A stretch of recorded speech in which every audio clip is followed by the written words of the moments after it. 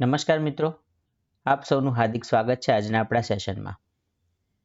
મિત્રો, લાસ્ટ સેશનમાં એટલે કે આપણા જે ઇમ્પોર્ટન્ટ ક્વેશ્ચન આન્સર હતા, જે ઇલેક્ટ્રિશિયન, મોટર મેકેનિક વ્હીકલ અને મેકેનિક ડીઝલ એન્જિન, આ ટ્રેડ જે છે એમાં આવતા જે બેઝિક ઇલેક્ટ્રિસિટીના જે ટોપિક જે છે એમાંથી આવનારા જે ઇમ્પોર્ટન્ટ ક્વેશ્ચન જે છે એનો ભાગ એક આપણે ડિસ્કસ કરી ચૂક્યા છે પહેલાં.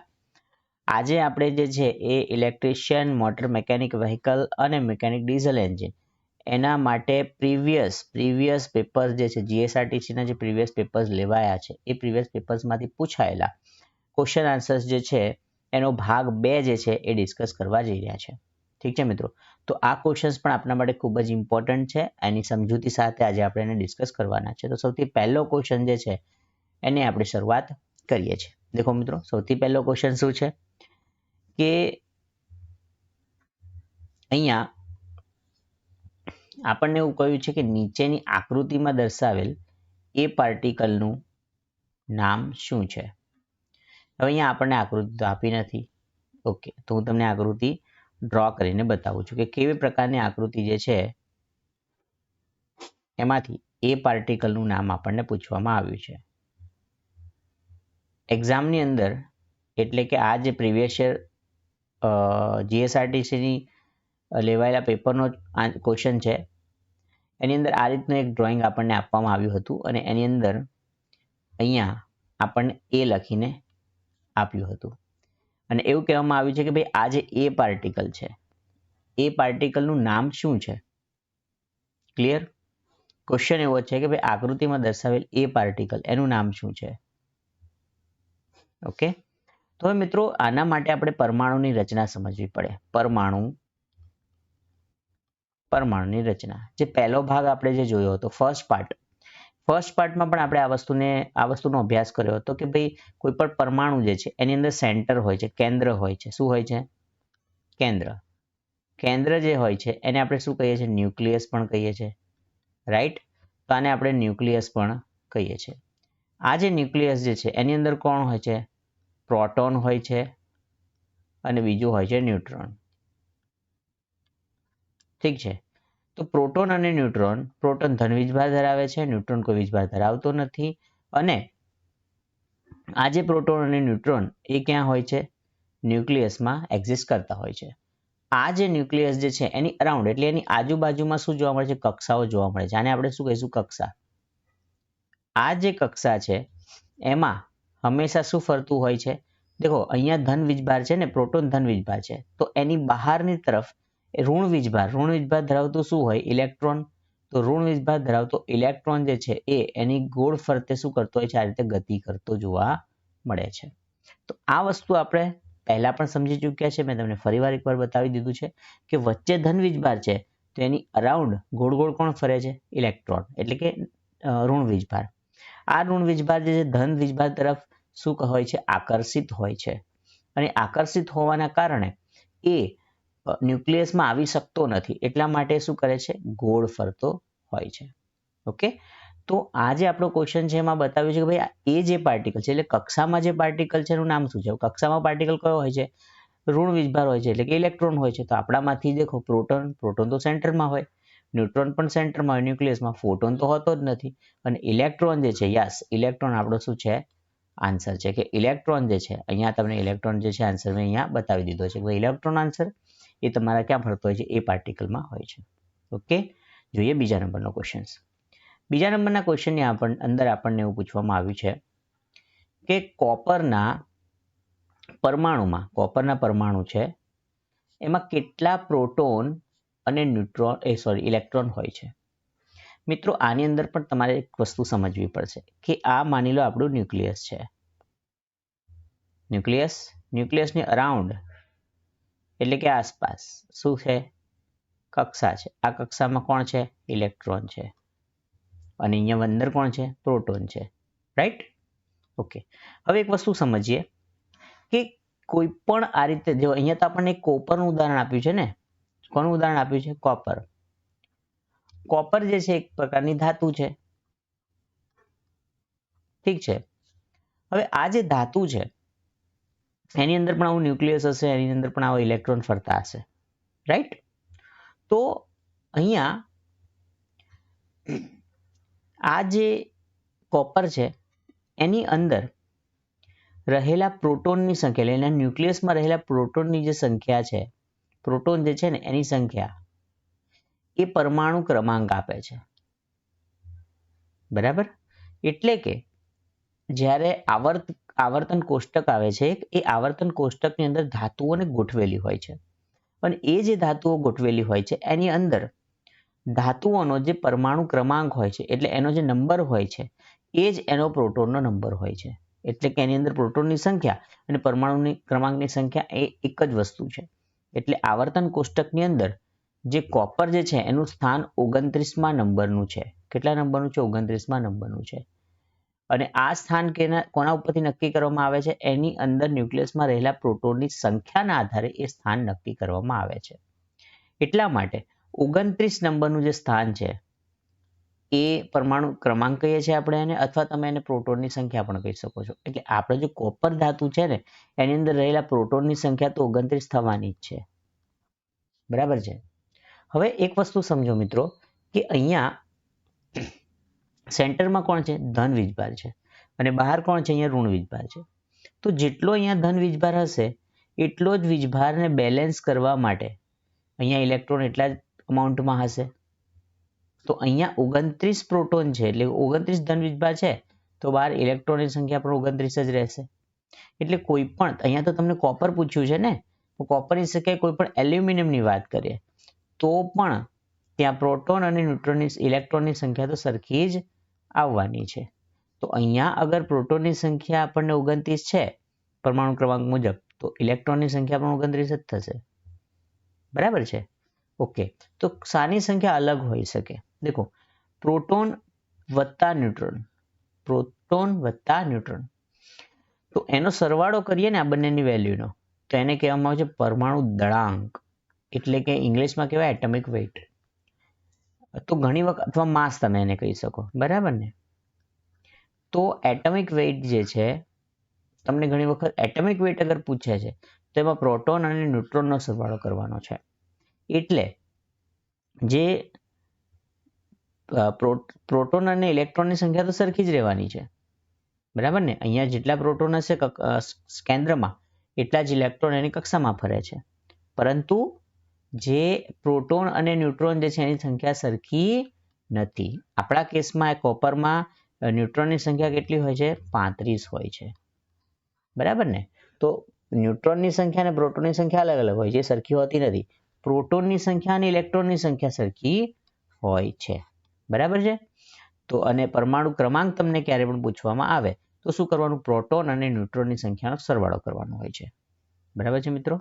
ઓકે, ચલો વધીએ આગલા ક્વેશ્ચનની અંદર.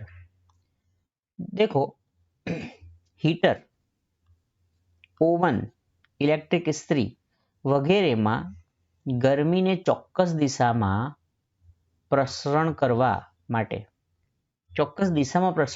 કયું ઇન્સ્યુલેટિંગ મટીરિયલ વાપરવામાં આવે છે? એટલે કે ઇન્સ્યુલેશન એટલે કે ધારો કે હીટર છે અથવા ઓવન છે અને કેટલી છે, તો કેટલી જે છે એની અંદર જે ગરમી ઉત્પન્ન થાય છે ને, ઇલેક્ટ્રિક કેટલી છે, આની અંદર ગરમી ઉત્પન્ન થવાની છે. ઓકે, હવે જે ગરમી ઉત્પન્ન થાય છે એના નીચેના બેઝ ઉપર, અહીંયા નીચેની જે કોઇલ છે એના કારણે આ ભાગ ગરમ થાય છે, પરંતુ અહીંયાથી તો આપણે પકડવાના છે ને હેન્ડલથી, તો આ ભાગ એટલો ગરમ થવો જોઈએ નહીં. હવે જો આ ભાગ પણ ગરમ થશે તો પછી એનો કોઈ યુઝ જ નથી, બરાબર ને? તો આ ભાગ ગરમ ના થવો જોઈએ, એટલે એને કેવા મટીરિયલનો વાપરવો પડે? કેવો બનાવવો પડે? ઇન્સ્યુલેટિંગ મટીરિયલનો બનાવવો પડે, જે પોતે ગરમ થતું નથી. તો એટલા માટે મિત્રો યસ, હીટર, ઓવન, ઇલેક્ટ્રિક ઇસ્ત્રી એટલે જે બી જ્યાં પણ મારે ઇન્સ્યુલેટિંગ મટીરિયલ વાપરવાનું છે, સારું ઇન્સ્યુલેટિંગ મટીરિયલ, ત્યાં આપણે હંમેશા પોર્સેલિન મટીરિયલ આવે છે. સૌથી પહેલા જ્યારે શરૂઆતમાં એસ્બેસ્ટોસનો ઉપયોગ કરતા હતા, હાલમાં પોર્સેલિન મટીરિયલનો ઉપયોગ કરવામાં આવે છે. ઓકે,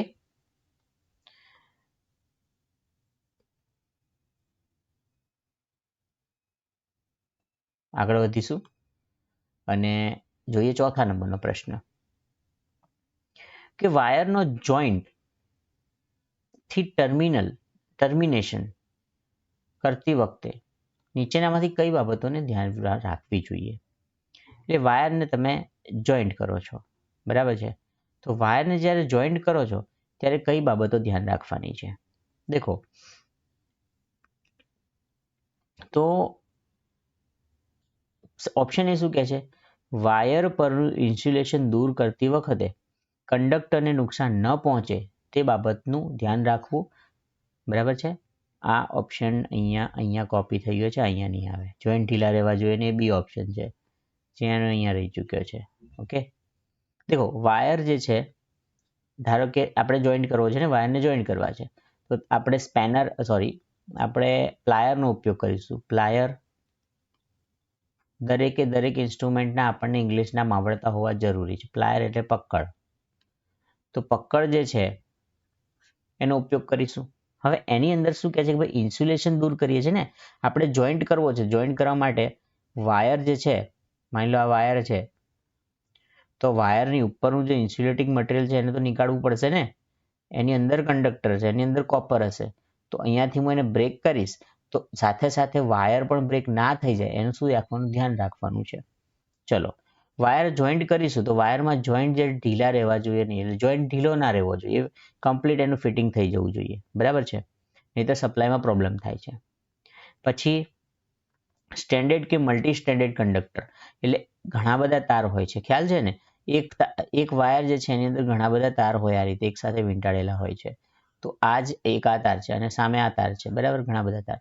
આ બંને તારને હું ધારો કે જોઈન્ટ કરું છું, તો જ્યારે જોઈન્ટ કરું છું તો એમાંથી અમુક તાર આ રીતે છૂટો રહી જાય અને આને હું બાંધી દઉં અને આ એક તાર છૂટો રહી જાય, અથવા અહીંયાથી બે તાર છૂટા રહી જાય, બાકી બધાને બાંધી દઉં, તો એવું થવું જોઈએ નહીં. એટલે કોઈ કંડક્ટર ખુલ્લો રહેવો જોઈએ નહીં. તો આ ત્રણ ઓપ્શન સાચા છે આની અંદર, એટલે આનો જવાબ આવશે ઉપરોક્ત તમામ, કે બધી બાબતોનું ધ્યાન રાખવાનું છે જ્યારે તમે વાયર જે છે એને જોઈન્ટ કરો છો અથવા સોલ્ડરિંગ કરો છો, બરાબર ને, તો આ બાબતોનું ધ્યાન રાખવું ખૂબ જ જરૂરી છે.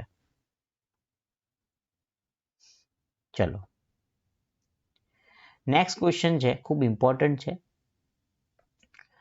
કે વિશિષ્ટ અવરોધ, શું કહ્યું છે આપણને, વિશિષ્ટ અવરોધ નો એકમ શું છે. વિશિષ્ટ અવરોધનું ઇંગ્લિશ નામ પણ તમારે ખાસ યાદ રાખવાનું છે, અને એ છે રેઝિસ્ટિવિટી. રેઝિસ્ટિવિટીનો એકમ શું છે, તો એના માટે પહેલા તો એ સમજવું પડે ને કે રેઝિસ્ટિવિટી શું છે. ઓકે, હવે દેખો મિત્રો, અહીંયા મેં એક ઇક્વેશન લખ્યું છે કે આર જે છે is equals to rho into L upon A something. એ વસ્તુને આપણે અહીંયા સમજીશું. કેવી રીતે, દેખો કોઈ પણ તાર છે, ધારો કે આ તાર છે, કંડક્ટર છે, આ કંડક્ટર જે છે ને એમાંથી હું વિદ્યુત પ્રવાહ પસાર કરું છું, કરંટ આઈ પસાર કરું છું, બરાબર. તો એને અમુક અવરોધ નડવાનો, આર જેટલો અવરોધ નડે છે. તો આ જે આર જેટલો અવરોધ એને નડે છે ને, એ આર અવરોધ એ આ કંડક્ટર જે છે ને એની લંબાઈના સમપ્રમાણમાં હોય છે, અને આ જે અવરોધ છે એના ક્ષેત્રફળના વ્યસ્ત પ્રમાણમાં હોય છે. હવે આ એક નંબરનું ઇક્વેશન છે, આ બીજા નંબરનું ઇક્વેશન છે. એટલે ટોટલી હું વિચારું તો અવરોધ જે છે ને એ લંબાઈના સમપ્રમાણમાં અને ક્ષેત્રફળના વ્યસ્ત પ્રમાણમાં હોય છે. જ્યારે આની પ્રપોર્શનાલિટી કોન્સ્ટન્ટ હું વચ્ચે દૂર કરું છું, આ પ્રપોર્શનાલિટી હું દૂર કરીને બરાબર કરી દઉં, તો અહીંયા મારે એક પ્રપોર્શનાલિટી કોન્સ્ટન્ટ રો મૂકવો પડે. તો R is equals to rho L upon A, આવું સૂત્ર બને છે. R is equals to rho L upon A, જે મેં અહીંયા લખ્યું છે ને, R is equals to rho ગુણ્યા એલ અપોન એ. આ રીતનું સૂત્ર બને છે. ખૂબ ઇમ્પોર્ટન્ટ સૂત્ર છે મિત્રો. આ સૂત્ર તમે ખૂબ જ યાદ રાખજો. તો જ્યારે આર જે છે એટલે કે અવરોધ છે, અહીંયા જે આ તાર જે છે એમાંથી પ્રવાહ પસાર થાય છે, તો જે અવરોધ નડે છે આર એ લંબાઈના સમપ્રમાણમાં અને અવરોધના વ્યસ્ત પ્રમાણમાં છે. અચ્છા, આ ઇક્વેશનને ઇન્ટરપ્રેટ કરું હું તો કેવી રીતે કરી શકું? દેખો, આ ઇક્વેશન એવું કહે છે, અહીંયા લખું છું હું, અહીંયા તમને બતાવું છું લખીને, કે આર જે છે ને એ લંબાઈના સમપ્રમાણમાં છે. એનો અર્થ શું થાય કે લંબાઈ વધશે, જે તાર છે આ તાર કંડક્ટર એની લંબાઈ વધશે તો અવરોધ વધે છે. અને અવરોધ જે છે ને એ એરિયાના વ્યસ્ત પ્રમાણમાં છે. આનો અર્થ શું થાય કે જો એરિયા વધશે એટલે કે આ તાર જે છે જો જાડો થઈ જશે અને એનો ડાયામીટર વધશે, એનો એરિયા વધે છે તો અવરોધ ઘટે છે. ક્લિયર થાય છે? જો તાર જે છે, દેખો આ ક્વેશ્ચન જે છે હું તમને આરામથી એનો એકમ તો હું તમને હમણાં એક જ મિનિટમાં સોલ્વ કરીને બતાવી દઉં છું, પણ આની સાથે સાથે બીજા કેટલા 10 ક્વેશ્ચન આમાંથી તમે સોલ્વ કરી શકો એટલા કેપેબલ હું તમને બનાવવા માંગુ છું. અને એટલા માટે હું આ થિયરી અહીંયાથી મેં સ્ટાર્ટ કરી છે. ક્યાંથી? અહીંયાથી. અધરવાઇઝ હું અહીંયાથી ડાયરેક્ટ આ ઓમ ઇન્ટુ મીટર મેં ઓલરેડી સોલ્વ કરી દીધું છે. એ તો હું તમને એક જ મિનિટમાં સોલ્વ કરાવી દઉં છું. ઓકે, જો અવરોધ જે છે લંબાઈના સમપ્રમાણમાં હોય છે. આ થિયરી જ છે અને પ્રેક્ટિકલી આ બધું ઇવેલ્યુએટ કરેલું છે. અને આ બધા રિઝલ્ટ જે છે તમને એમ પ્રશ્ન થાય કે ભાઈ અવરોધ લંબાઈના સમપ્રમાણમાં કેમ છે, તો એ પ્રેક્ટિકલ એ વસ્તુ જે છે એના રીડિંગ લઈને આ વસ્તુ પ્રૂવ થયેલ છે કે ભાઈ જો લંબાઈ વધશે કંડક્ટરની તો અવરોધ વધવાનો જ છે અને જો એરિયા વધશે તો અવરોધ ઘટવાનો છે. અને એ પ્રેક્ટિકલ અનુભવો ઉપરથી પછી આવું તારણ કાઢવામાં આવ્યું કે આર જે છે ને એટલે કે અવરોધ એ લંબાઈના સમપ્રમાણમાં અને અવરોધના વ્યસ્ત પ્રમાણમાં હોય છે. અને આ પ્રપોર્શનાલિટી કોન્સ્ટન્ટને જ્યારે તમે દૂર કરો છો તો એ થઈ જશે R is equal to rho L upon A. અને અહીંયા જે આ રો આવે છે ને, આ રો જે અહીંયા આવ્યો છે, આ રો એને રો કહેવામાં આવે છે. આ જે રો છે આને જ કહેવામાં આવે છે રેઝિસ્ટિવિટી. શું કહેવામાં આવે છે? Resistivity. And what is resistivity? ગુજરાતીમાં એને કહે છે આપણે વિશિષ્ટ અવરોધ, હે ને? વિશિષ્ટ અવરોધ. તો હોપ અહીંયા સુધી તમે સમજી ગયા છો. બરાબર છે. હવે એક વસ્તુ શું છે કે મારે તો વિશિષ્ટ અવરોધનો એકમ શોધવો છે ને. ચલો તો એના માટે રોને કરતા બનાવી દઈએ, વિશિષ્ટ અવરોધ રોને. તો રોને હું અહીંયા ને અહીંયા રાખું છું. તો આ એરિયા જે છે ને એ લંબાઈની નીચે છે એટલે કે ભાગાકારમાં છે, સામે જશે તો ગુણાકારમાં આવી જશે. મિત્રો હવે હું જે વસ્તુ કરવા જઈ રહ્યો છું ને આના માટે મેં આખી વર્કશોપ કેલ્ક્યુલેશન એન્ડ સાયન્સ આવી એક સિરીઝના વિડીયોઝ મારી પર ચેનલમાં મૂકેલા છે. આ દરેક વસ્તુ ગાણિતિક જેટલી પણ વસ્તુ ગણિત ના આવડતું હોય તો તમે વર્કશોપ કેલ્ક્યુલેશન મારા સેશનને જોઈ શકો છો કે આ કેવી રીતે થઈ રહ્યું છે ડિટેલમાં. ઠીક છે? દેખો રોને હું બનાવું છું કરતા, રોને કરતા બનાવું છું તો એરિયા જે છે ને એના ભાગાકારમાં છે, સામે જશે તો ગુણાકારમાં આવી જશે. એટલે અવરોધ તો છે જ પરંતુ એરિયા ગુણાકારમાં આવી જશે. લંબાઈ જે છે ગુણાકારમાં છે તો અહીંયા આવશે તો ભાગાકારમાં આવી જશે. બરાબર છે? હવે ચલો આની ઉપરથી આપણે એકમ નીકાળીએ. અવરોધનો એકમ શું છે? અવરોધનો એકમ છે ઓમ ગુણ્યા એરિયા. એરિયાનો એકમ શું છે? મીટરનો સ્ક્વેર એટલે મીટરનો વર્ગ. અને લંબાઈનો એકમ શું છે? મીટર. તો મીટર મીટર કેન્સલ થઈ જાય તો શું બચે? અહીંયા શું બચે? જો અહીંથી મીટર કેન્સલ થઈ ગયું, ઉપર શું બચે છે? ઓમ. અને અહીંયા એક મીટર બચે છે ગુણ્યા મીટર. તો જે રેઝિસ્ટિવિટી છે રો એનો એકમ શું આવે છે? ઓમ ઇન્ટુ મીટર. એટલે કે આપણો જે જવાબ છે શું છે? સી છે. સમજાય છે? પરંતુ મિત્રો આ તો તમે ગોખી નાખશો કે ભાઈ રેઝિસ્ટિવિટીનો એકમ ઓમ ઇન્ટુ મીટર છે. બરાબર ને? પરંતુ આ આખું જે ડેરિવેશન જે વસ્તુ સમજવાની હતી એ આ ઇમ્પોર્ટન્ટ હતી. ક્લિયર છે કે ભાઈ આર અવરોધ છે, કોઈ પણ કંડક્ટરમાંથી જ્યારે પસાર કરે છે કરંટ તો તેને અમુક આર જેટલો અવરોધ નડતો હોય છે. તો આ જે અવરોધ છે લંબાઈના સમપ્રમાણમાં, અવરોધ અને ક્ષેત્રફળના વ્યસ્ત પ્રમાણમાં હોય છે. જો લંબાઈ વધશે તો અવરોધ વધે છે અને જો ક્ષેત્રફળ વધશે તો અવરોધ ઘટે છે. ધેટ મીન્સ અવરોધ જે છે એ લંબાઈના સમપ્રમાણમાં એટલે કે એલ ભાગ્યા એ છે. હું આ જે પ્રપોર્શનાલિટીને દૂર કરીશ તો તે એક કોન્સ્ટન્ટ આવી જાય છે જેને આપણે રો કહીએ છીએ. આ રો શું છે? રેઝિસ્ટિવિટી છે ઇંગ્લિશમાં, ગુજરાતીમાં છે વિશિષ્ટ અવરોધ. આ જે રો છે હવે તમારે એનો જ એકમ નીકાળવો છે ને તો એટલા માટે રોને હું અહીંયાથી કરતા બનાવું છું. તો રો અહીંયા રહે છે, એક ભાગાકારમાં છે તો અહીંયા જશે ગુણાકારમાં. એટલે આર એટલે કે અવરોધ ગુણ્યા એરિયા ભાગ્યા લંબાઈ. તો અવરોધનો એકમ છે ઓમ અને એરિયાનો એકમ છે મીટર અને લંબાઈનો એકમ છે મીટર. તો 1 મીટર ને 1 મીટર કેન્સલ થઈ ગયા. તો શું બચે છે? ખાલી ohm into metre. That is what the unit of this resistivity. રેઝિસ્ટિવિટીનો એકમ છે. ખૂબ સરસ. ઓકે, આના બેઝ પર બી અમુક ક્વેશ્ચન્સ પૂછાય છે. ઓકે, તો આ બેઝ, આવો જે બેઝ જે છે તમારે પાક્કો કરવાનો છે. ચલો આગળ વધીએ. ચલો જે ઇક્વેશન આપણે હમણાં જોયું ને કે ભાઈ વિશિષ્ટ અવરોધ માટેનું નીચેનામાંથી કયું સૂત્ર સાચું છે, ચલો એ જ ક્વેશ્ચન સામે આવી ગયો અને બંને ક્વેશ્ચન એક જ પેપરમાં પૂછાયેલા છે. સમજો, વિચારો. જીએસઆરટીસીની ટેકનિકલની પરીક્ષામાં આ બંને ક્વેશ્ચન એકબીજાની ઉપર નીચે જ છે મારા ખ્યાલથી, અથવા એક બે ક્વેશ્ચન છોડીને છે, બરાબર ને? તો સમજી શકો છો કે આ એક જ કન્સેપ્ટ ઉપર આપણને ક્વેશ્ચન્સ પૂછાય છે, એવું નથી. આ ઇમ્પોર્ટન્ટ વસ્તુ છે, રાઈટ? તો એટલા માટે આપણે એટલે તો કરી રહ્યા છે કે બની શકે તમારી એક્ઝામમાં આવી જાય, અને આવશે તો આપણે તો રોકડા માર્ક્સ અચીવ કરવાના જ છીએ, કારણ કે આપણને તો હવે આવડી જ જવાનું છે. ઓકે, તો વિશિષ્ટ અવરોધ જે છે એના માટે કયું સૂત્ર સાચું છે? મેં તમને પહેલા જ કીધું મિત્રો કે જ્યારે પણ અવરોધ જે છે એ લંબાઈના સમપ્રમાણમાં હોય છે અને અવરોધ જે છે એ એરિયાના વસ્તપ્રમાણમાં હોય છે, બરાબર ને? એટલે લંબાઈ વધશે તો અવરોધ વધશે, ક્ષેત્રફળ વધશે તો અવરોધ ઘટશે. તો આ બંને સૂત્રોને ભેગા કરીને હું એવી રીતે લખી શકું કે આર જે છે ને એ એલ ભાગ્યા એ છે. પ્રપોર્શનાલિટી કોન્સ્ટન્ટને હું દૂર કરીશ તો એ થઈ જશે રો એલ બાય એ. તો આ સૂત્ર તો કોનું આવે છે? અવરોધનું સૂત્ર છે. આપણને અવરોધનું સૂત્ર પૂછ્યું છે? ના. આપણને શું પૂછ્યું છે? વિશિષ્ટ અવરોધનું, એટલે કે રોનું, રેઝિસ્ટિવિટીનું સૂત્ર પૂછ્યું છે. તો રોને કરતા બનાવીએ તો રો અહીંયા ને અહીંયા રહેશે, તો એરિયા અહીંયા આવી જશે, એટલે આરની જોડે એ ગુણી જશે, આર ઇન્ટુ એ, અને એલ આવી જશે નીચે. એટલે સાચું જે સૂત્ર જે છે એ શું થઈ જાય છે? આર એ ભાગ્યા એલ.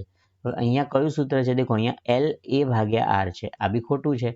અહીંયા આર ભાગ્યા એલ છે, આ ખોટું છે. આ એલ ભાગ્યા છે, ખોટું છે. એટલે શું આવશે? આર એ ભાગ્યા એલ. તો option A is the right answer. Okay, yes. ચલો નેક્સ્ટ ક્વેશ્ચન જોઈએ. નીચેનામાંથી કયા પદાર્થનો ટેમ્પરેચર કોએફિશિયન્ટ નેગેટિવ હોય છે?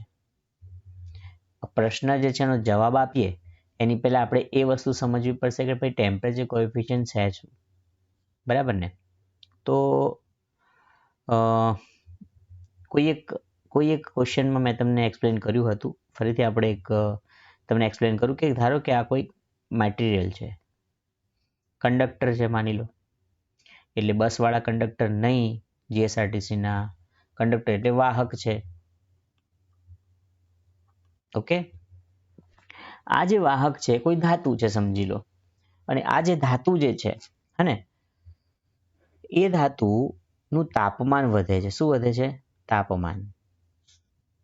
તો એની લંબાઈમાં ઓટોમેટિક કંઈક ફરક પડવાનો છે, એની લંબાઈ થોડીક વધી જશે આ રીતે.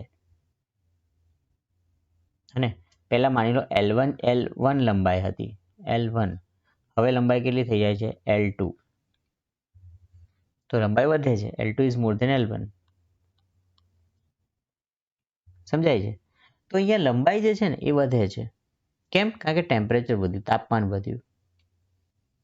તો આ જે લંબાઈને વધવાનો જે દર છે ને, વધવાનો દર, આને આપણે કહીએ છીએ ટેમ્પરેચર કોએફિશિયન્ટ.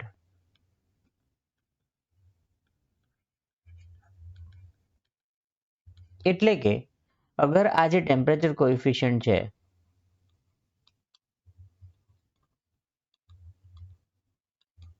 આ ટેમ્પરેચર કોએફિશિયન્ટ અગર પોઝિટિવ હશે તો શું થશે? તો ધાતુની લંબાઈ તાપમાનના વધવાની સાથે વધે છે, અને જો નેગેટિવ હશે તો ધાતુની લંબાઈ અહીંયા વધે છે ને, તાપમાનના વધવાથી ધાતુની લંબાઈ ઘટે છે. તાપમાનના વધવાની સાથે ધાતુની જે લંબાઈ છે, એટલે કે જે મેટલ છે, કંડક્ટર છે, વાહક છે, એની લંબાઈ ઘટે છે. ભલે તાપમાન વધવાનું, તાપમાન ભલે વધશે પણ ટેમ્પરેચર કોએફિશિયન્ટ માઇનસ હશે તો ધાતુની લંબાઈ ઘટે છે. તો આપણને પ્રશ્ન એવો પૂછ્યો છે કે ટેમ્પરેચર કોએફિશિયન્ટ છે કઈ ધાતુનું નેગેટિવ છે, અને આપણે જે છે દેખો કોપર મેટલ છે, જસત મેટલ છે, સિલ્વર મેટલ છે, અને ત્રણનો ટેમ્પરેચર કોએફિશિયન્ટ પોઝિટિવ છે, જ્યારે કોપરનો ટેમ્પરેચર કોએફિશિયન્ટ નેગેટિવ હોય છે. ઓકે, તો સાચો જવાબ શું છે આપણો? ટેમ્પરેચર કોએફિશિયન્ટ નેગેટિવ કાર્બન, એટલે કે યસ કાર્બનનો છે. બરાબર. ચલો નેક્સ્ટ ક્વેશ્ચન આપણને એવો પૂછ્યો છે કે ભાઈ ઓમના નિયમ અનુસાર સર્કિટમાંથી પસાર થતો કરંટ શાના વ્યસ્ત પ્રમાણમાં હોય છે? તો આના માટે તમને પહેલા તો ઓમનો નિયમ આવડવો જોઈએ. શું આવડવો જોઈએ? ઓમનો નિયમ. ઓમનો નિયમ આવડે તો આનો જવાબ તમે આરામથી આપી શકો છો. હવે ઓમનો નિયમ શું કહે છે? માની લો આ એક સર્કિટ બનાવું છું હું.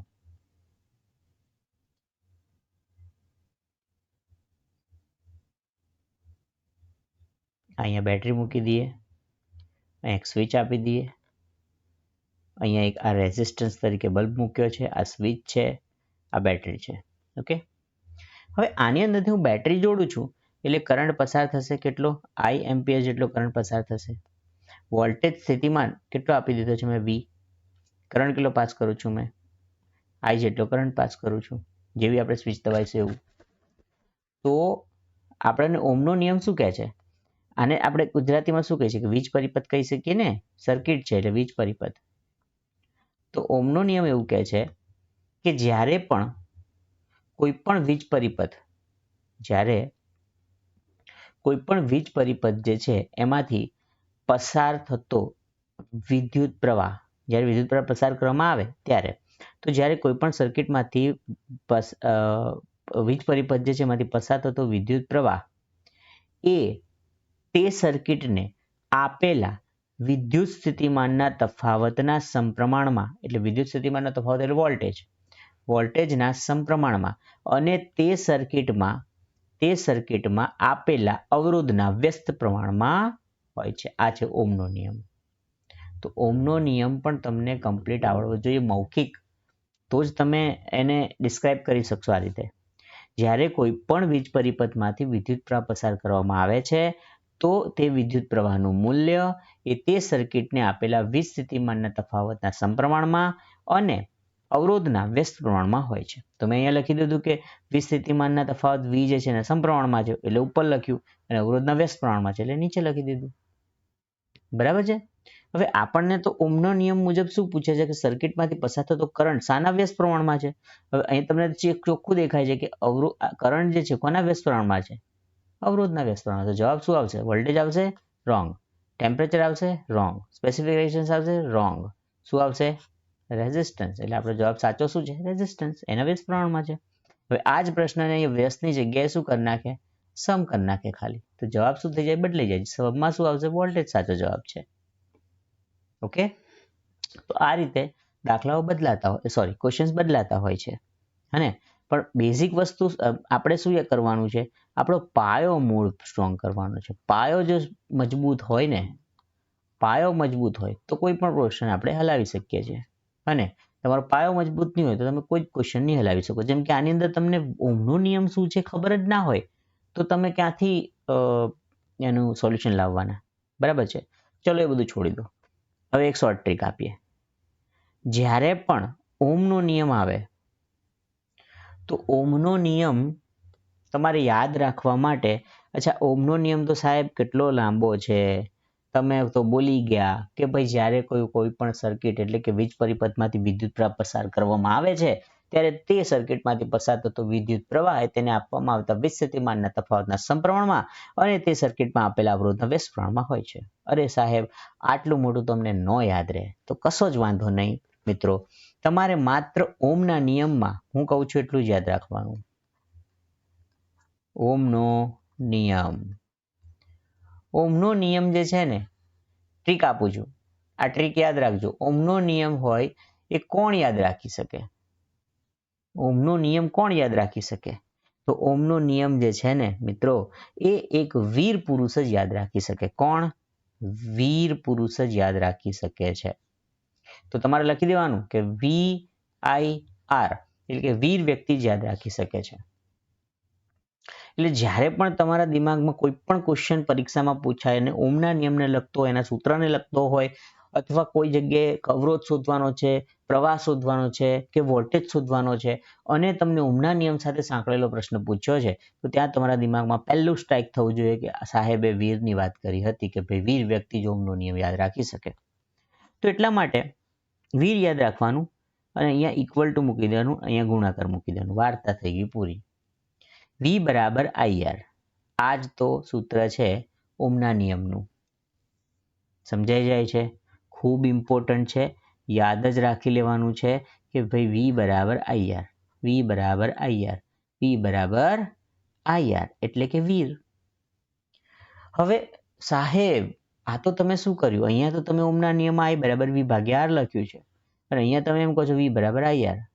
અમને તો તમે ગોળ ગોળ ફેરવો છો. અરે ના મિત્ર, એવું નથી. આ તો ગણિત છે. શું છે? ગણિત. આ જે સૂત્ર છે ને, આને બીજી બે રીતે લખી શકાય. કેવી રીતે? દેખો, V બરાબર IR તો છે. હવે આની અંદર છે ને I અને R ની વચ્ચે ગુણાકારનો સંબંધ છે. તો આ જે I અને R ની વચ્ચે અગર શું થાય? ઝઘડો થાય.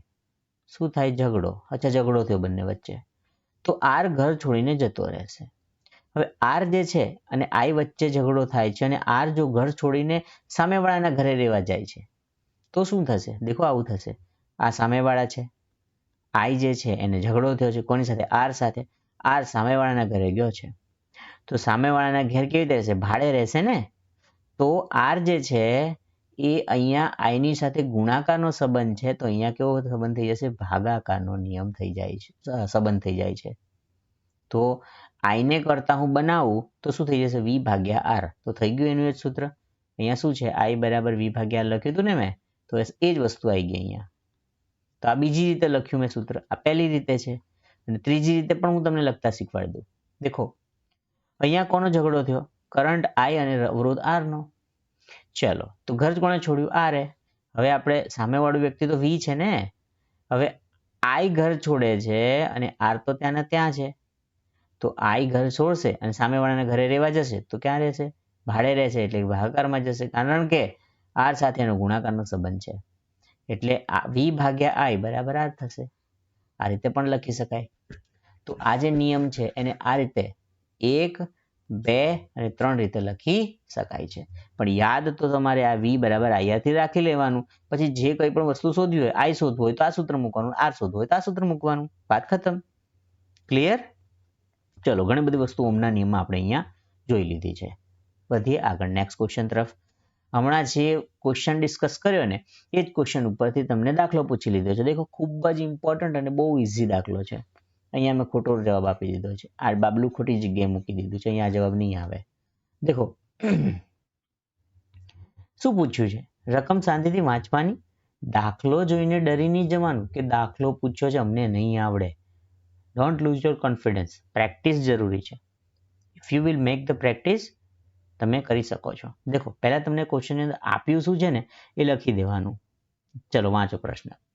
20 ઓમ અવરોધ ધરાવતી સર્કિટ. એક સર્કિટ છે ભાઈ, એની અંદર અવરોધ આપી દીધો છે. અવરોધ એટલે R. કેટલો આપ્યો છે? 20. એકમ શું થાય એનો? ઓમ. ચલો વાર્તા પૂરી. સર્કિટ એમાં 20 વોલ્ટ, 20 ઓમ આવી ગયો. ઓકે, 20 વોલ્ટના વીજ દબાણ સાથે જોડવામાં આવે છે. તો આ અવરોધ છે ને એને વોલ્ટેજ 20 સાથે જોડ્યા છે એવું કહે છે. તો તેમાંથી કેટલા એમ્પિયરનો વીજ પ્રવાહ પસાર થશે? શું વાત કરો છો? આટલો ઇઝી દાખલો છે. દેખો, હું તમને દોરીને બતાવું. આ એક અવરોધ છે અને આ અવરોધ જે છે એનો વેલ્યુ શું છે? 20 ઓમ. અને અહીંયા બેટરી જે છે એમાં વોલ્ટેજ કેટલા આવે છે? 20 વોલ્ટ. તો કેટલો કરંટ પસાર થશે? અચ્છા, તમને શોધવાનું શું કીધું છે? કરંટ. કરંટ શોધવો છે ને. આપ્યો શું છે? અવરોધ આપ્યો છે R. બીજું શું આપ્યું છે? વોલ્ટેજ આપ્યો છે. તો શું R, I અને V આ ત્રણ જ વસ્તુ આપી છે ને. ધેટ મીન્સ આ તો શોધવાનું છે, એટલે આપણને R અને V જ આપ્યો છે અને I શોધવાનું છે.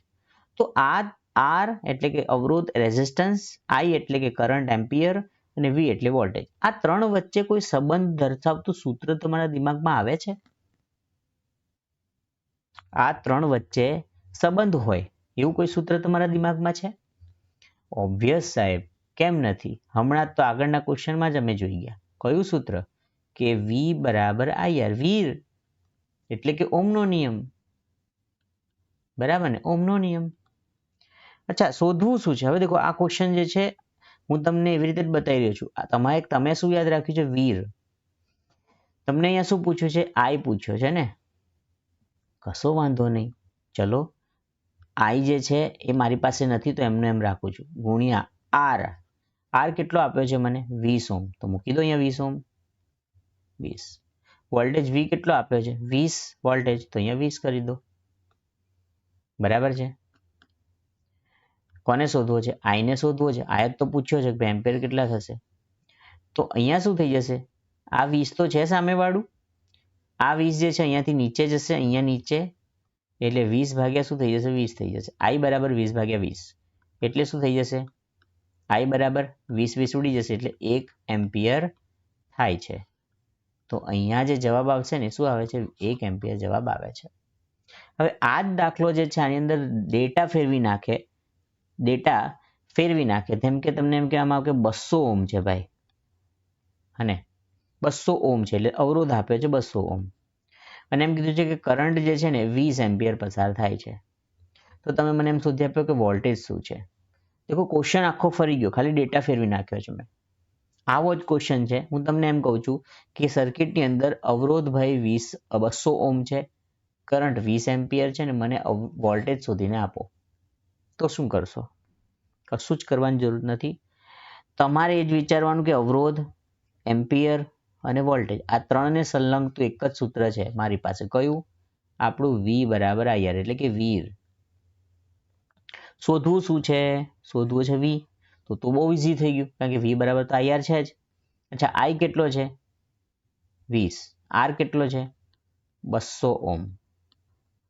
બરાબર ને? તો શું થઈ જશે? આ 4000 વોલ્ટ આવે છે. ઓકે, તો આ આન્સર થઈ જાય. સમજાય છે? તો આ જ રીતે તમને વારાફરતી બે રાશિઓ આપે, ભૌતિક રાશિ એક ભૌતિક રાશિ ના આપી હોય તે શોધવાની હોય, તમે આરામથી શોધી શકો છો. ઠીક છે? ચલો વધીએ આગળ નેક્સ્ટ ક્વેશ્ચન તરફ. ઓહ્મના નિયમનો ઉપયોગ નીચેના પૈકી શેના પર કરી શકાતો નથી? બહુ ઇમ્પોર્ટન્ટ ક્વેશ્ચન છે. બહુ ઇમ્પોર્ટન્ટ ક્વેશ્ચન છે મિત્રો આ. કારણ કે ઓહ્મનો નિયમ જે છે ને એ લિનિયર સર્કિટમાં લાગુ પડે છે. બરાબર છે? એટલે ઓહ્મનો નિયમ જે છે ને એ તમે અવરોધમાં લગાડી શકો. બરાબર? પરંતુ આ જે ઓહ્મનો નિયમ છે એ તમે સેમિકન્ડક્ટર ડિવાઇસમાં ના લગાવી શકો. સેમિકન્ડક્ટર હોય એની અંદર તમે નથી લગાવી શકતા. એટલે ઇન્સ્યુલેટર જે છે એમાં લગાવી શકો, કંડક્ટરમાં એટલે વાહકમાં લગાવી શકો, ડીસી સર્કિટમાં લગાવી શકો છો, પરંતુ ઇન્સ્યુલેટરની અંદર આ નિયમ લગાવી શકાતો નથી. એટલે ઓહ્મનો નિયમ સેમિકન્ડક્ટરને લાગુ પડતો નથી. અને દર વખતે સેમિકન્ડક્ટર જ આન્સર આવે છે. જ્યારે તમને એવું પૂછવામાં આવે કે ઓહ્મનો નિયમ કોને લાગુ નથી પડતો, ત્યારે સેમિકન્ડક્ટર જ આન્સર આવતો હોય છે. સમજાય છે? ઓકે, ચલો આગળ વધીએ. બીજો પણ એક નિયમ છે મિત્રો, અને આ નિયમ પણ ખૂબ ઇમ્પોર્ટન્ટ છે, અને એ છે કિર્ચોફનો નિયમ. કિર્ચોફનો. હવે ક્વેશ્ચન શરૂ કરીએ એની પહેલા હું તમને એક આ ફિગરમાંથી જ એક વસ્તુ સમજાવી દઉં છું કે કિર્ચોફનો કરંટ લો શું છે. દેખો કિર્ચોફનો કરંટનો નિયમ. બરાબર ને?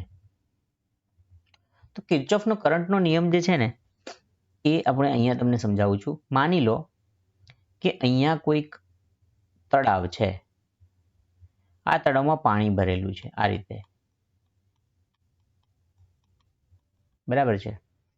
હવે આ જે તળાવ જે છે એની આસપાસ હું અહીંયા ખાડો ખોદીને એક કેનાલ બનાવી દઉં છું. અહીંયા એક કેનાલ બનાવી દઉં છું. અહીંયા એક કેનાલ બનાવી દઉં છું. અહીંયા એક કેનાલ બનાવી દઉં છું. તો શું થશે? અહીંયા જે પાણી છે એ કેનાલ મારફતે અહીંયાથી બહાર નીકળશે, અહીંયા પણ બહાર નીકળશે, અહીંયા પણ બહાર નીકળશે, અહીંયા પણ બહાર નીકળશે.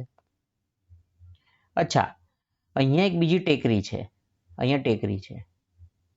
અને ટેકરી ઉપરથી હું અહીંયા કેનાલ મારફતે પાણી તળાવમાં લાવું છું. આ તળાવ છે અને ટેકરી છે, રાઈટ? તો ટેકરીમાંથી પાણી હું ક્યાં લાવું છું? કેનાલની અંદર લાવું છું.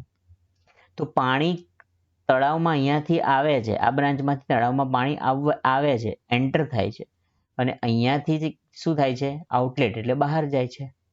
તો આ જે તળાવ જે છે ને એને આપણે શું કહી શકીએ? જંકશન કહી શકીએ છીએ. બરાબર છે? તો એ જ રીતે ઇલેક્ટ્રિકલ સર્કિટની અંદર ઇલેક્ટ્રિકલ સર્કિટમાં ધારો કે આ એક પોઈન્ટ છે. આ પોઈન્ટમાં ઘણા બધા વાયર્સ આ રીતે ભેગા થાય છે.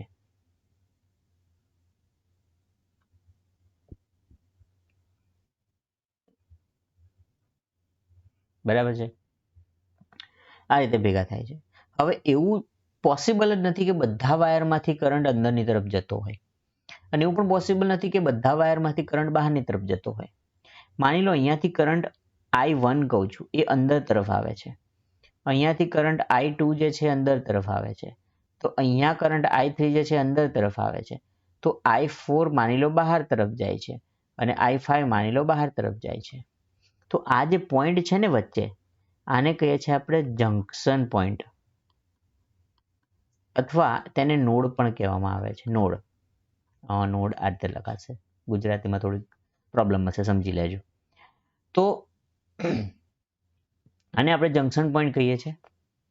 અને કિર્ચોફનો કરંટનો નિયમ એવું કહે છે કે જ્યારે કોઈ પણ જંકશન જે છે ને એમાંથી ઘણા બધા વાયર પસાર થતા હોય, કોઈ એક જ જંકશનમાંથી ઘણા બધા વાયર્સ પસાર થતા હોય, તો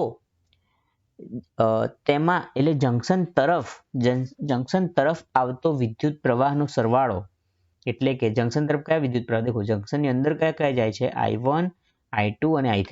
તો જંકશન તરફ જતા કરંટનો સરવાળો એટલે વિદ્યુત પ્રવાહનો સરવાળો I1, I2 અને I3 એ જંકશનમાંથી દૂર જતા વિદ્યુત પ્રવાહના સરવાળા બરાબર હોય છે. કોણ જાય છે દૂર?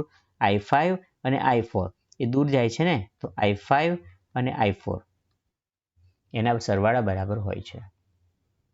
આ પહેલી રીતે સમજાયો. બીજી રીતે આ રીતે સમજાવી શકાય કે જે કોઈ પણ જંકશન છે ને, આ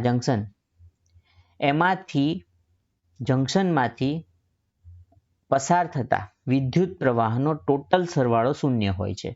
તો એ કેવી રીતે? એ આ રીતે થાય I1 plus I2 plus I3 minus I4 minus I5 બરાબર 0. માઇનસ કેમ લીધા? કારણ કે એ તો પોતાની તરફ નથી આવતા ને, તો દૂર જાય છે, તો એટલા માટે એને મેં માઇનસ લઈ લીધા. તો એ માઇનસ બરાબર શું થઈ જાય છે? શૂન્ય થઈ જશે. ઓકે? તો કિર્ચોફનો નિયમ આ વસ્તુ કહે છે. હવે આપણને જે ક્વેશ્ચન આપ્યો છે એમાં એવું કીધું છે કે બ્રાન્ચ AB છે ને, તો બ્રાન્ચ AB તમને દેખાતી હશે. દેખો આ બ્રાન્ચ દેખાય છે AB. આ બ્રાન્ચ AB જે છે એમાં અવરોધ નથી આપ્યો. અહીંયા અવરોધ આપ્યો છે? નથી આપ્યો. અહીંયા આપ્યો છે કે ભાઈ 1 ઓહમ છે. સોરી, અવરોધ નહીં, કરંટ. આની અંદર કરંટ આપ્યો છે 1 ઓહમ, આની અંદર કરંટ આપ્યો છે 2 ઓહમ, અહીંયા એમ્પિયર, અહીંયા 3 એમ્પિયર છે, અહીંયા 5 એમ્પિયર છે.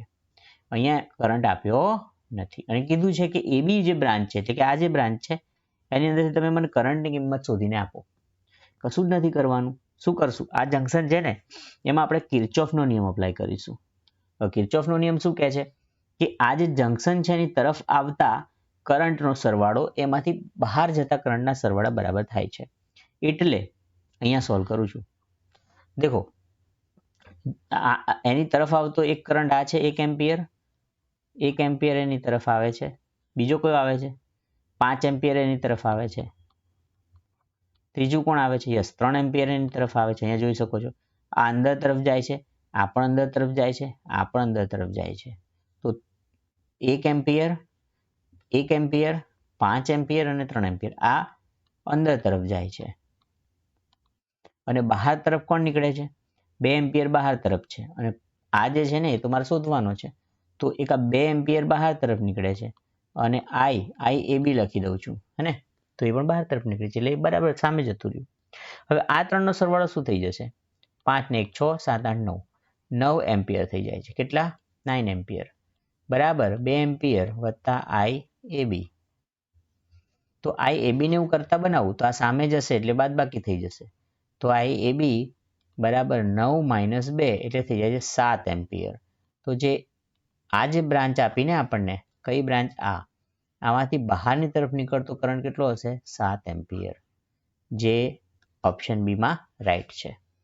ઓકે, તો અહીંયા આપણે કિર્ચોફનો કરંટનો લો જે છે પણ સમજી લીધો છે. ચલો નેક્સ્ટ ક્વેશ્ચન જોઈએ. નેક્સ્ટ ક્વેશ્ચન શું કહે છે? આગળનો જે નિયમ જોયો ને એ કિર્ચોફનો કરંટનો લો જોયો, અને આ જે ક્વેશ્ચન છે ને આપણો એ કિર્ચોફના વોલ્ટેજ લો ઉપર આધારિત છે. વોલ્ટેજના નિયમ પર આધારિત છે. આ નિયમો એવું કે છે આપણને, નિયમ ધારો કે આ સર્કિટ છે,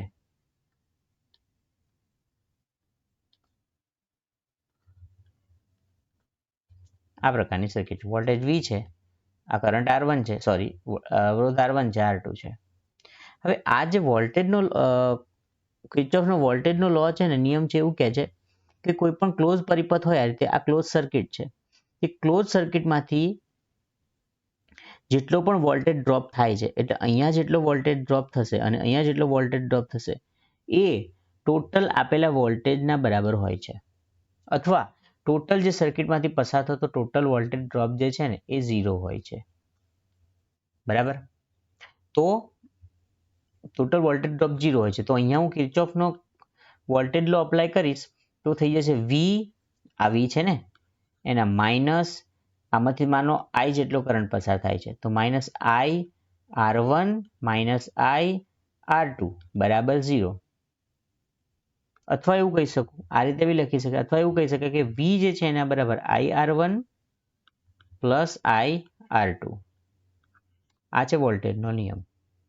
તો અહીંયા આપણને શું કહે છે, બંધ લૂપ જે છે એમાં વોલ્ટેજ સોર્સ એટલે આ વોલ્ટેજ અને લોડ પરના વોલ્ટેજ ડ્રોપ, એટલે અહીંયા અને અહીંયા જે વોલ્ટેજ ડ્રોપ થાય છે, કયા IR1 અને IR2, એનો વીજગાણિતીય સરવાળો એટલે આ જે કર્યો ને આપણે, આ છે વોલ્ટેજ સોર્સ, અને આ I1 R1 અને I2 R2 નો વીજગાણિતીય સરવાળો 0 થાય છે. આ કયો નિયમ છે? તો ભાઈ આ જે છે એ કુલમ્બ વીજભારનો નિયમ નથી, આ છે કિર્ચોફનો વોલ્ટેજનો નિયમ છે. બરાબર છે, અહીંયા પણ આમે બાબલું ખોટી જગ્યાએ મૂકી દીધું છે. કિર્ચોફનો વોલ્ટેજનો નિયમ છે. ઠીક છે, કરંટનો નિયમ તો જોઈ લીધો આપણે, ઓમનો નિયમ જોઈ લીધો છે, 3 નિયમો અહીંયા આપણે જોઈ લીધા છે. ચલો, ખૂબ ઇમ્પોર્ટન્ટ ક્વેશ્ચન છે મિત્રો. આ પણ તમારા બહુ મોટા કન્સેપ્ટ અહીંયા હું સોલ્વ કરી રહ્યો છું. આ ક્વેશ્ચન્સ ખૂબ ઇમ્પોર્ટન્ટ છે. આવનારી પરીક્ષામાં બની શકે કે આમાંથી જ ક્વેશ્ચનના રકમમાં ફેરફાર કરીને આપને પૂછવી શકે. બરાબર છે, તો ખાસ આ ક્વેશ્ચન્સ તમારે જોવાના છે. આ જે ક્વેશ્ચન છે આખો એ વ્હીટસ્ટોન પ્રિન્સિપલ ઉપર આધારિત છે. શાની ઉપર આધારિત છે? વ્હીટસ્ટોન પ્રિન્સિપલ ઉપર આધારિત છે આ ક્વેશ્ચન. શું કહેવામાં આવે છે? દેખો, નીચે દર્શાવેલ આકૃતિના સંદર્ભમાં, નીચે આકૃતિ દર્શાવી છે એના સંદર્ભમાં R1 જે છે, એટલે કે આ જે R1 છે ને, R1 અવરોધનું વેલ્યુ છે 200 ઓહ્મ. પછી R2 એટલે આ એ કીધું છે 20 ઓહ્મ છે. પછી કીધું છે R4 ની વેલ્યુ 21.4 ઓહ્મ છે. ઓકે, તો ગેલ્વેનોમીટરનું રીડિંગ જો 0 હોય તો અજાણ્યા અવરોધનું મૂલ્ય શોધો. ગેલ્વેનોમીટરનું રીડિંગ 0 હોય તો અજાણ્યા અવરોધનું મૂલ્ય શોધો. અચ્છા, આની અંદર ઓપ્શન જ મૂકવાના ભૂલાઈ ગયા છે. કોઈ જ પ્રોબ્લેમ નહીં, આપણે અહીંયા સોલ્યુશન લાવી દઈએ છીએ. ઓપ્શન તો રહી જ ગયા છે, તો ઇટ્સ ઓકે. સમજીશું પહેલે કે વ્હીટસ્ટોન પ્રિન્સિપલ શું છે, તો આનું સોલ્યુશન આવશે.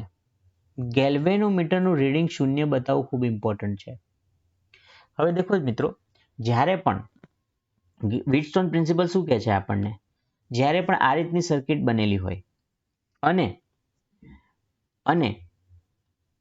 આ જે અવરોધ છે ને R1 અને આ અવરોધ છે R3, એનો ભાગાકાર કરીએ એટલે R1 ભાગ્યા R3. ખૂબ જ ઇમ્પોર્ટન્ટલી સમજજો, R1 ભાગ્યા R3 અને R2 ભાગ્યા R4, આનો જે ભાગાકાર કરી અને જે વેલ્યુ મળે અને આનો જે ભાગાકાર કરો અને જે વેલ્યુ મળે એ બંને અગર સરખું થાય છે તો અને તો જ ગેલ્વેનોમીટરનું રીડિંગ શૂન્ય થશે. સમજાય છે? જોજો મિત્રો, જ્યારે પણ આ ડાયમંડ શેપનો જે તમારો સર્કિટ બને છે ત્યારે વ્હીટસ્ટોન પ્રિન્સિપલ કામ લાગવાનો છે. પણ વ્હીટસ્ટોન પ્રિન્સિપલ શું કહે છે કે જ્યારે પણ અવરોધ R1 એટલે કે આ અવરોધ છે અને R3 અવરોધનો ભાગાકાર અને સામેની બ્રાન્ચમાં R2 અને R4 જે રેઝિસ્ટન્સ છે અવરોધ છે એનો ભાગાકાર કરીએ અને આ બંનેની વેલ્યુ અગર સરખી ઇક્વલ થશે તો અને તો જ ગેલ્વેનોમીટરનું રીડિંગ 0 થાય છે. હવે આનાથી ઊંધું વિચારો કે અહીંયા સ્ટેટમેન્ટમાં તો આપણને આપી દીધું છે કે ભાઈ ગેલ્વેનોમીટરનું રીડિંગ તો શૂન્ય છે ભાઈ. હવે ગેલ્વેનોમીટરનું રીડિંગ શૂન્ય જ છે તો શૂન્ય ક્યારે હશે? જ્યારે આ રેશિયો સરખો થતો હશે તો જ અને તો જ વ્હીટસ્ટોન પ્રિન્સિપલના આધારે આપણે કહી શકીએ કે આ રેશિયો સરખો છે. હવે આની અંદર આપણને અવરોધ R1 આપી દીધો છે. અહીંયા છે ને દેખો 200. R3 આપ્યો છે. કેટલો આપ્યો છે? R3 આપ્યો છે? નો, R3 ની વેલ્યુ તો શોધવાની છે. સરસ. R2 કેટલા છે? R2 છે 20 અને R4 કેટલા છે? 21.4. ઓકે, તો હવે મારે આની અંદર R3 ની વેલ્યુ શોધવી છે. હું આની અંદર કરીશ ચોકડી ગુણાકાર. આપણે એનું સોલ્યુશન અહીંયા જોઈએ છે. ચોકડી ગુણાકાર એટલે 200 ગુણ્યા 21.4 બરાબર 20 ગુણ્યા R3. ઓકે, તો શું થઈ જશે? તો અહીંયા થઈ જશે દેખો 200 એટલે 2 ગુણ્યા 100 ગુણ્યા 21.4 આવી રીતે લખી શકું બરાબર 20 ગુણ્યા R3 બરાબર ને? તો આ 100 ગુણ્યા 21.4 એટલે આ શું થઈ જશે? 2140 ગુણ્યા 2 બરાબર છે. અહીંયા 20 છે અને નીચે લાવી દો તો ભાગ્યા 20 બરાબર થઈ જશે R3. તો R3 જે છે એ શું થઈ જશે મારું? R3 જે છે એ થઈ જશે મારું 2140 ગુણ્યા 2 ભાગ્યા 20 બરાબર છે. હવે અહીંયા શું થશે? 2 દાન 20 અને 0 0 ઉડી ગયા એટલે શું બચે છે? 214. તો 214 જે છે એ શું છે? વેલ્યુ છે શાની? અવરોધ R3 ની. બરાબર છે. એટલે આ સિમ્પ્લિફિકેશન આજે સાદું રૂપ આપ્યું તેનાથી આપણો જવાબ શું આવે છે? R3 ની વેલ્યુ શું આવે છે? 214 ઓહ્મ આવે છે. તો આનો જે જવાબ છે એ શું આવતો હશે? 214 ઓહ્મ. બરાબર છે. તો મિત્રો આ જે વસ્તુ છે ને દેખો આ છે ઇલેક્ટ્રિકલનો ક્વેશ્ચન. MMV અને MD ટ્રેડમાં પણ આવે છે આ વસ્તુ. પરંતુ વર્કશોપ કેલ્ક્યુલેશન એન્ડ સાયન્સ એટલે કે વર્કશોપ કેલ્ક્યુલેશન કેમ ઇમ્પોર્ટન્ટ છે હવે તમને સમજાતું હશે કે ભાઈ આઈટીઆઈ ની અંદર વર્કશોપ કેલ્ક્યુલેશન કેમ ભણાવવામાં આવે છે. અરે કોઈ પણ વસ્તુનું સોલ્યુશન લાવવું હશે તો તમારે મેથ્સની જરૂરત પડશે સૌથી પહેલા અને એટલા માટે વર્કશોપ કેલ્ક્યુલેશન ભણાવવામાં આવે છે. ઠીક છે, ચલો નેક્સ્ટ ક્વેશ્ચન. ક્વેશ્ચન શું છે? ક્વેશ્ચન એવું છે કે ફિક્સ પ્રકારના અવરોધનો સિમ્બોલ નીચેનામાંથી કયો છે?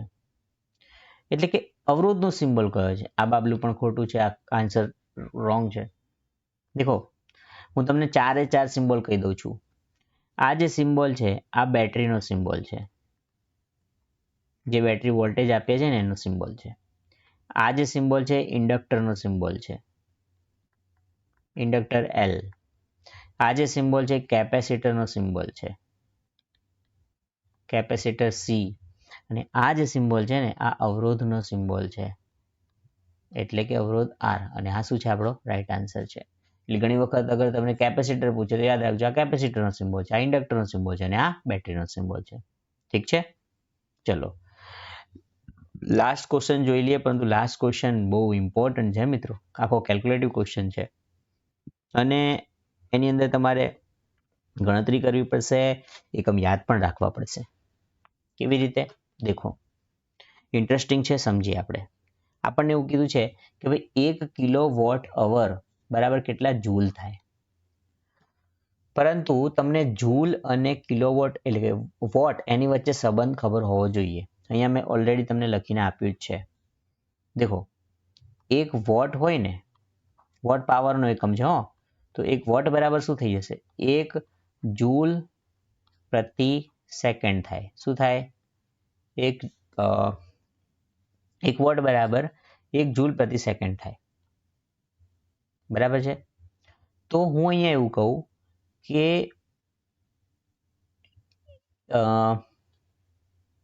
1 જૂલ બરાબર 1 વોટ પ્રતિ સેકન્ડ થાય. એટલે 1 જૂલ જે છે વોટને સેકન્ડને સામે મોકલી દઉં તો શું થઈ જશે? 1 વોટ ગુણ્યા સેકન્ડ થઈ જશે. બરાબર ને? ચલો, તો હવે 1000 જૂલ કરું હું, 1000 જૂલ બરાબર 1000 વોટ ગુણ્યા સેકન્ડ થઈ જશે. તો કે હા, બરાબર ને? હવે જ્યારે પણ આપણે 1000 લખીએ, જ્યારે પણ આ 1000 આવે છે તો આપણને ખબર છે કે 1000 એટલે કિલો થઈ જાય. તો કિલો 1000 ની જગ્યાએ હું 1 લખવું હોય મારે તો 1000 ની જગ્યાએ શું થઈ જશે? વોટ કિલો થઈ જશે. તો 1 કિલો અને વોટ અને આ સેકન્ડ થઈ જશે. તો 1000 જૂલ 1000 જૂલ બરાબર 1 કિલોવોટ સેકન્ડ થાય છે. પણ મારે તો 1 કિલોવોટ અવર છે, અહીંયા કલાક છે. તો આ સેકન્ડને કલાકમાં ફેરવવું પડશે. એના માટે જોઈએ અહીંયા 1 કલાક હોય એની અંદર કેટલી સેકન્ડ હોય? 3600 સેકન્ડ હોય. બરાબર ને? તો 1 સેકન્ડની અંદર કેટલા કલાક થશે? તો કે 1/3600 કલાક થશે. બરાબર છે? તો આની ઉપર આ જે સૂત્ર આવ્યું ને 1 સેકન્ડ બરાબર 1/3600 કલાક, એને હું અહીંયા મૂકી દઉં 1 સેકન્ડની જગ્યાએ. તો અહીંયા શું થઈ જાય છે? 1000 જૂલ બરાબર 1 કિલોવોટ અને સેકન્ડની જગ્યાએ 1/3600 કલાક. તો અહીંયા કલાક થઈ જાય છે. બરાબર? એટલે આ રીતે થશે 1 કિલોવોટ અવર બરાબર 1000 ગુણ્યા 3600 જૂલ થઈ જશે. તો આનો ગુણાકાર કરો તો શું થઈ જાય? આ 36 ગુણ્યા આ 3 મીંડા અને આ 2 મીંડા શું થઈ જશે? 10 ની 3 ને 2 5 ઘાત. તો આ થઈ જાય છે 36 ગુણ્યા 10 ની 5 ઘાત. જવાબ આવે છે તમારો બી. સમજાય છે? આખું જે રાઇટઅપ છે મેં અહીંયા તમને એક્સપ્લેન કરીને જ આપ્યું છે. એટલે અહીંયા લખ્યું જ છે કે ભાઈ 1 કલાક બરાબર 3600 સેકન્ડ છે, એટલે 1 સેકન્ડ બરાબર 1/3600 કલાક છે. તો 1000 જૂલ બરાબર 1 કિલોવોટ અવર ગુણ્યા 1/3600 થઈ જશે. એટલે 3600 અહીંયા આવી જશે. એટલે 1000 ગુણ્યા 3600 એટલે બરાબર 1 કિલોવોટ અવર. તો 3600 એટલે કે 36 એની પાછળ 5 મીંડા એટલે થઈ જશે 36 ગુણ્યા 10 ની 5 ઘાત બરાબર 1 કિલોવોટ અવર. એટલે આન્સર તમારો થઈ જશે બી. ઓકે મિત્રો? યસ. તો આજનો જે સેશન છે ને આપણો 15 જ ક્વેશ્ચન આપણે જોયા છે, પણ એની અંદર મલ્ટિપલ ખૂબ જ મોટા કન્સેપ્ટો અને ઘણી મોટી વસ્તુઓને આજે આપણે આની અંદર સોલ્વ કરી છે અને ડિસ્કસ કરી છે. અને આજનો સેશન જે છે ખૂબ જ ઇમ્પોર્ટન્ટ હતો આપના માટે. ઘણા બધા કન્સેપ્ટ આપના ક્લિયર થયા છે. આ જ રીતે આપના આગળના પણ સેશન આવતા રહેશે, પરંતુ અમારી સાથે તમે જોડાયેલા રહો. તમને જો અમારો વિડીયો ગમતો હોય તો ખાસ કમેન્ટ કરીને અમને મોટિવેટ કરો, જેથી કરીને અમે આનાથી પણ સારા વિડીયો તમારા માટે લાવી શકીએ. અને ખાસ તમારા મિત્રો સાથે શેર કરો. ઠીક છે? લાઈક કરો, જેથી કરીને એ લોકોને પણ આનો બેનિફિટ મળી રહે. તદ્દન ફ્રી કોર્સ છે. ઘણા બધા વિડીયો જે છે હું લાવવાનો છું. એમએમવી ટ્રેડના પણ અલગથી ટેકનિકલ વિડીયોઝ આવશે આગળથી.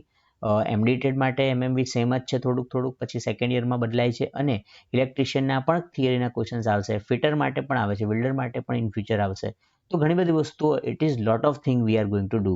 અને સાથે મટીરિયલ પણ હું શેર કરવાનો છું. તો આપ સર્વે આજે પ્રિપેરેશન કરતા રહેજો. વિડીયો જોવા માટે ખૂબ ખૂબ આભાર. મળીશું નેક્સ્ટ સેશનમાં. ત્યાં સુધી આપ સૌ પ્રિપેરેશન કરતા રહો. જય હિન્દ, જય Bharat. Thank you so much.